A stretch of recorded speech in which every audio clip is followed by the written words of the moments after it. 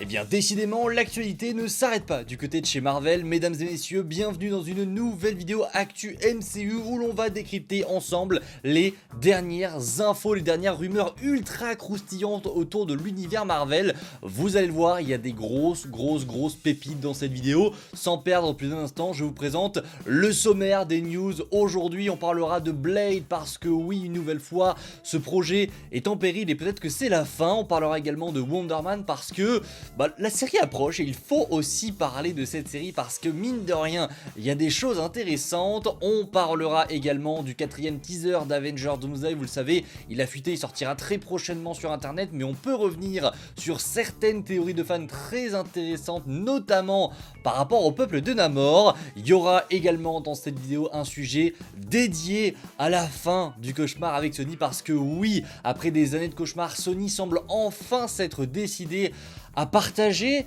et à lâcher un petit peu les personnages de Spider-Man, les personnages de Marvel. Vous allez voir, c'est hyper cool. Et enfin, on parlera de cette breaking news. En effet, ça s'est tombé hier soir, Joe Keery serait sur le point de rejoindre l'univers Marvel. Accrochez-vous, mettez votre ceinture, le sommaire est absolument incroyable et le contenu de cette vidéo l'est tout autant. N'hésitez pas, le petit like, le partage et l'abonnement, on rush les 20 000 abonnés, tous ceux qui ne sont pas abonnés et qui voilà aiment bien ce genre de contenu, n'hésitez pas à le faire, on rush les 20K avant juillet 2026 et sans perdre plus d'un instant les amis, je lance le générique.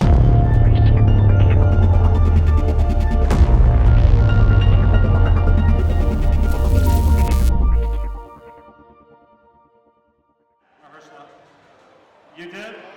What is that?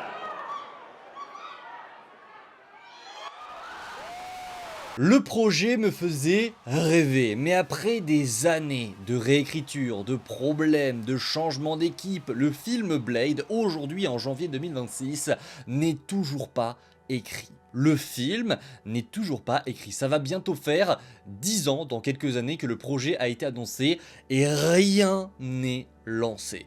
On pensait que voilà, après de nombreuses galères, le film allait enfin se lancer pour arriver après Avengers Secret Wars, qu'à la base Marvel avait bien prévu de le balancer avant les films Avengers, mais que avec ses nombreux problèmes de pré-production, le film a pris du retard et donc ils se sont dit ok, on va le garder pour l'après Secret Wars, mais visiblement ce ne serait pas forcément le cas. En effet, selon l'insider The Insider, qui pour le coup est assez bien renseigné, il a entendu dire que le film Blade serait complètement mort en interne. Et là c'est surprenant parce que je ne pensais pas que Marvel n'allait pas réussir à ce point. Et c'est vrai que c'est étrange. Comment justifier, comment expliquer qu'on n'arrive pas à faire un film Blade? Enfin, c'est pas le film le plus complexe au monde. On arrive bien à faire un film Avengers qui va traiter de la fin de plusieurs planètes avec plus de 60 personnages. Pourquoi est-ce qu'on n'arrive pas à faire un film de vampire avec un mec badass qui a un sabre? C'est compliqué quand même, c'est compliqué à comprendre, c'est compliqué à expliquer,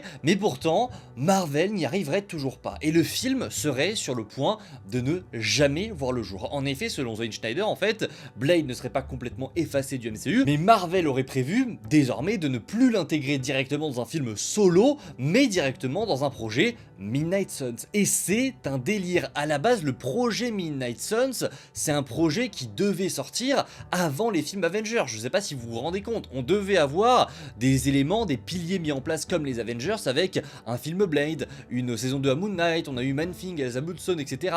On a vu plein de personnages qui ont été introduits, tout ça pour amener vers les Midnight Suns qui normalement auraient dû sortir avant les films Avengers. Mais vu le bordel qu'a été cette saga, le projet a été repoussé.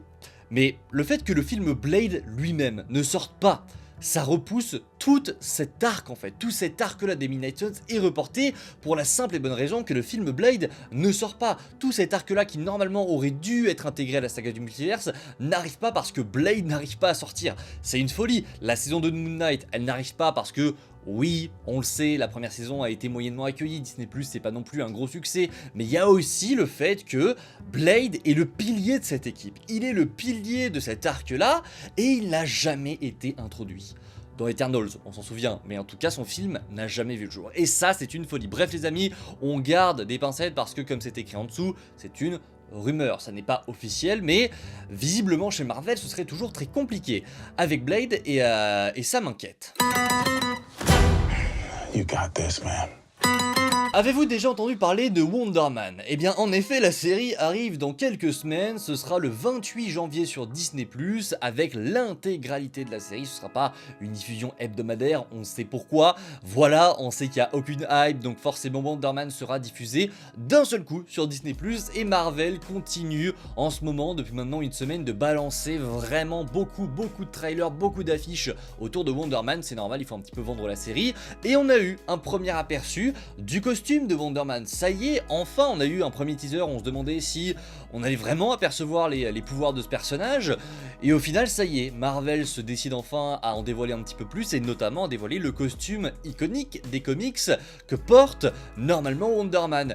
Et je vous avoue qu'il est plutôt cool. Alors je suis absolument pas hypé pour Wonder Man, hein, je vais pas cacher ou faire semblant, non il n'y a pas de hype, mais comme pour des séries comme Ironheart, comme pour Agatha, eh ben je suis curieux de voir ce que ça va donner, je ne suis pas non plus désintéressé en mode non j'ai pas envie de regarder cette série, non, ça m'intrigue un petit peu, j'ai un petit peu envie de voir ça, mais pas de hype, en sachant que les dernières fois où j'étais un petit peu curieux, on a souvent eu de belles surprises. Echo j'étais un petit peu curieux, c'était pas ouf, Agatha j'étais un petit peu curieux, c'était génial, j'ai vraiment adoré Agatha, Ironheart j'étais curieux, c'était pas ouf, donc peut-être que une fois sur deux, Wonder Man va être bien, je l'espère les amis, vraiment, je souhaite que du bien pour Marvel, mais on verra. Écoutez, sur le papier je vous le dis, la série ne m'intéresse pas forcément, je suis curieux, mais je pense qu'elle peut être bien, on verra, ça sort dans très peu de temps et on en parlera sur la chaîne dès que ça sortira, on en fera une vidéo critique, mais vous aussi n'hésitez pas en commentaire à me dire si vous attendez cette série, même si j'ai l'impression tout de même que voilà, ça n'est pas la série la plus attendue de cette année 2026.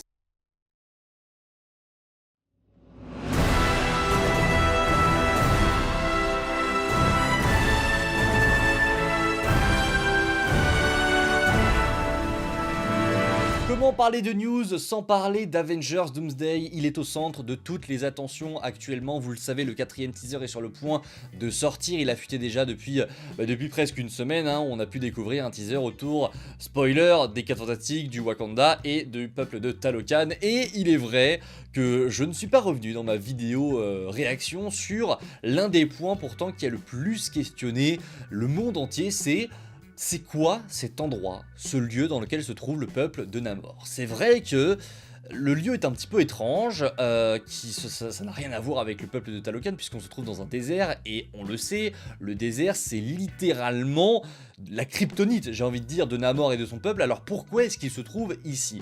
Il est vrai que j'ai vu pas mal de théories circuler sur internet, j'ai entendu dire que c'était le premier aperçu du Battle World ou alors que c'était le Void qui était présenté ici pour la première fois. Je ne suis absolument pas sûr de ça. Attention déjà à ces images qu'on nous montre. On sait que tout n'est pas dans le film. Je suis convaincu que toutes les images qu'on a vues actuellement, tout n'est pas dans le film. Alors, par contre, je dis pas que tout, au sens propre, n'est pas dans Avengers Doomsday, mais je pense que certaines images qui ont été tournées dans ces teasers qu'on a vus de nos propres yeux, ont été tournées simplement pour ces bandes annonces là, que certains plans ne seront pas dans le film. Donc attention à cela. Maintenant, je pense que ces plans là avec Namor sont véritablement dans le film, mais je ne suis pas convaincu que ce soit le Battle World. Quel est l'intérêt de Marvel de balancer une image où Namor est dans le Battle World? Et je ne pense pas qu'on ait déjà dans Doomsday des images du peuple de Talokan qui soient déjà installées dans le Battle World. Je suis même pas sûr qu'on verra vraiment le Battle World dans Doomsday. Alors je pense qu'on le verra, mais vraiment que ce sera les dernières secondes où certains personnages vivent une vie tranquille et hop, fin du film, et on verra ça dans Secret Wars en mode on a oublié tout ce qui s'est passé avant, mais je suis pas sûr qu'on ait déjà des images de Talokan, de Namor qui est déjà installé avec son peuple comme si de rien n'était et que ce soit montré dans littéralement les premières images du film. Ça m'étonnerait. Maintenant, c'est possible, encore une fois, je ne ferme pas la porte à ça, mais je pense que le secret derrière tout ça, c'est simplement que le Wakanda et Talokan sont partis ensemble pour justement rencontrer les Avengers et les 4 Fantastiques. Je vous avoue que laisser Talokan dans l'eau, c'est un petit peu compliqué parce que on sait qu'ils vont avoir une importance dans l'intrigue et on sait aussi que malheureusement l'intrigue ne va pas se dérouler dans l'eau. Donc je pense que en fait ce qui va se passer c'est que les Russos ont trouvé une pirouette scénaristique pour faire en sorte que le peuple de Talokan puisse se battre. On le voit, Namora n'a plus ses couleurs, on a vu également que en fait ils sont tous présents avec Namor dans ce désert, même s'ils souffrent de base dans ce désert, je pense vraiment que c'est juste un prétexte, qu'ils ont trouvé une excuse comme quoi, oh en fait on a trouvé je sais pas moi un espèce de respirateur, quelque chose qui fait que le peuple peut survivre dans le désert, donc on peut littéralement aller se battre contre les X-Men, contre le danger qui arrive, parce que je vous avoue que voilà, avoir un ennemi qui est obligé de rester dans la mer, c'est compliqué. Enfin, je veux dire, ils vont pas servir à grand chose dans la bataille, donc ne vous attendez pas à grand chose. Moi, je pense juste que c'est un plan comme ça qui te confirme que voilà, le peuple de Namor est présent et qu'ils vont avoir une importance dans le film et que justement, ils ont une importance parce que les frères Russo ont trouvé quelque chose, une pirouette qui fait que automatiquement, ils vont pouvoir se battre aux côtés des Avengers. Mais je pense que ce désert-là, parce qu'on voit également Shuri, Mbaku et même certaines Dora Milaje, je pense qu'en fait, ils sont tous réunis ici pour rencontrer les 4 Fantastiques. Ils sont quelque part en Afrique par exemple pour voilà, rencontrer un petit peu tout le monde, pour élaborer le plan.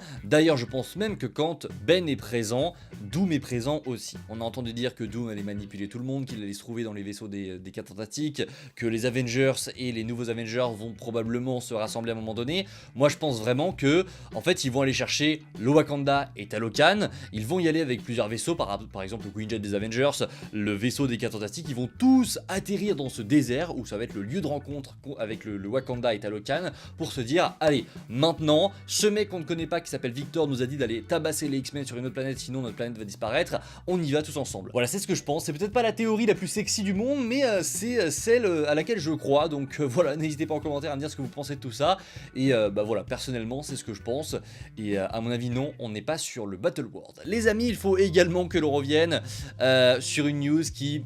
Là encore une fois, on peut peut-être ouvrir le champagne. Vous le savez, ça fait des années et des années et des années que ça dure, le règne de Sony sur l'univers Spider-Man. On sait à quel point ils nous ont tabassé des persos, hein. Kraven, Morbius, Madame Web, Venom, il y en a plein. Malheureusement beaucoup trop qui sont passés à la casserole de Sony.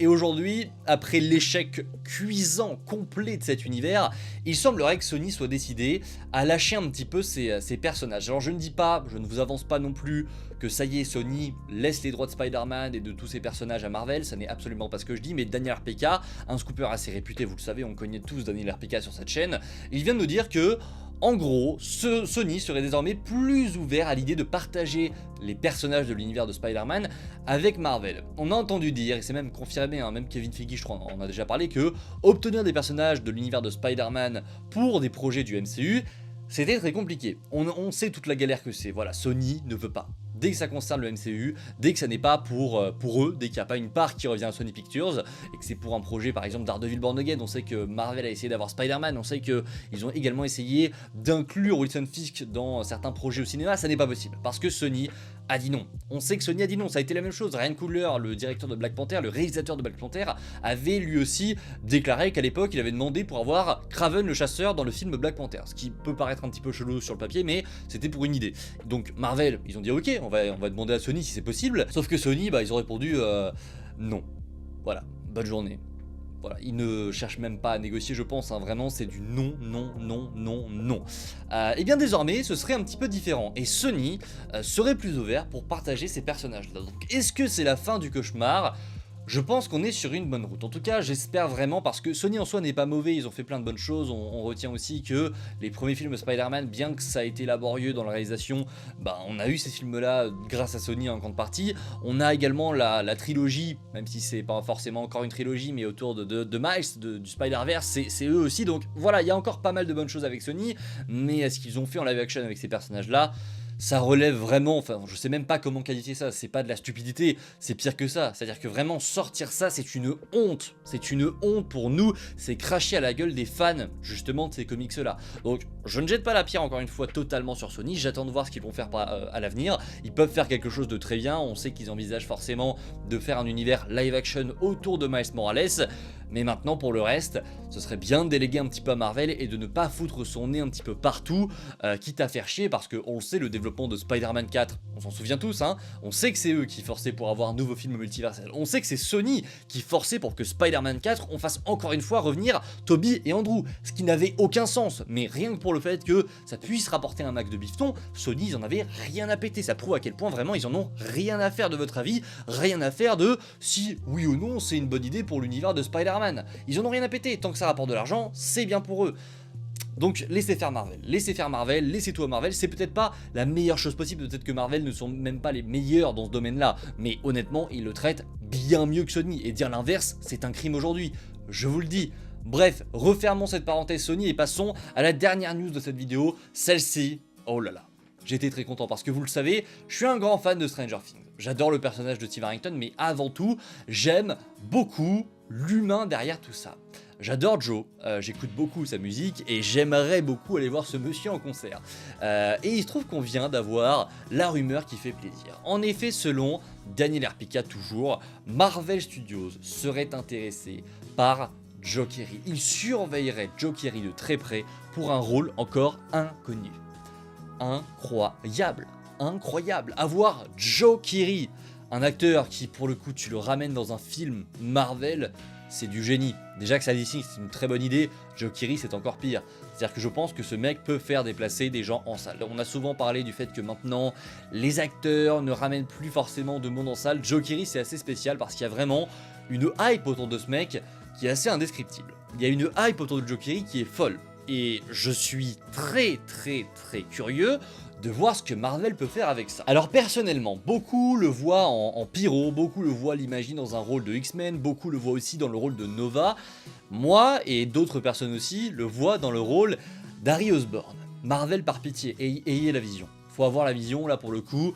Joe Keery en Harry Osborn, je signe directement. Alors en Nova pardon, je signe aussi. En Nova je suis chaud, vraiment, si on peut apporter un petit Joe Keery en Nova, là oui, là c'est très cool je pense, et il peut vraiment être très bon parce que Joe Keery est un bon acteur, hein. C'est pas non plus le meilleur acteur de sa génération, mais c'est un bon acteur, et honnêtement, Nova ça peut être cool, mais Harry Osborn, il a la gueule, il a l'énergie, il a le potentiel. Tu sens aussi que Marvel, alors je sais pas si ça tombe par hasard, je sais pas si... Mais on sait que Marvel écoute les fans, on sait qu'ils sont là partout un petit peu sur les réseaux, ils nous ont souvent écoutés, et on sait à quel point, il y avait déjà eu des rumeurs qui étaient bidons à l'époque, comme quoi Joe Keery pourrait jouer un rôle dans Spider-Man 4, et les gens en direct avaient pensé « Oh, c'est Harry Osborn, il peut jouer Harry Osborn, c'est génial !» Donc peut-être que justement ces fausses rumeurs ont servi à Marvel en se disant « Allez, les fans ont envie de voir ça, on va aller chercher Joe Keery, peut-être pour rejoindre notre personnage, mais peut-être bien que c'est pour Harry Osborn. » Bon, en tout cas, on n'est pas du tout fixé là-dessus, on ne sait même pas si c'est fait, on n'est même pas sur des négociations, hein, vraiment, on est vraiment sur une idée. Marvel a une idée, ce serait peut-être Joe Keery, et peut-être que Joe Keery pourrait jouer un personnage chez Marvel, et j'espère vraiment que ce sera Harry Osborn, parce qu'on le sait, Harry arrivera à un moment donné, c'est dans les plans de Marvel, ils ont envie d'introduire les Osborn pour la prochaine saga. Ah oui, forcément, Joe Keery dans un Spider-Man 5, pas dans Spider-Man 4, c'est trop tard, mais je pense même pas que les Osborn seront concernés dans Spider-Man 4 pour la simple et bonne raison que en fait, les Osborn n'existent pas dans l'univers 616 pour le moment, mais justement le soft reboot du MCU va servir à ramener les Osborn, donc peut-être qu'on peut espérer avoir Joe Keery en Harry Osborn. N'hésitez pas en commentaire à me dire ce que vous pensez de tout ça. On arrive au terme de cette vidéo, j'espère qu'elle vous a plu les amis. Je vous dis à la prochaine, c'était Spidey les amis, prenez soin de vous, c'est toujours le plus important. Ciao tout le monde.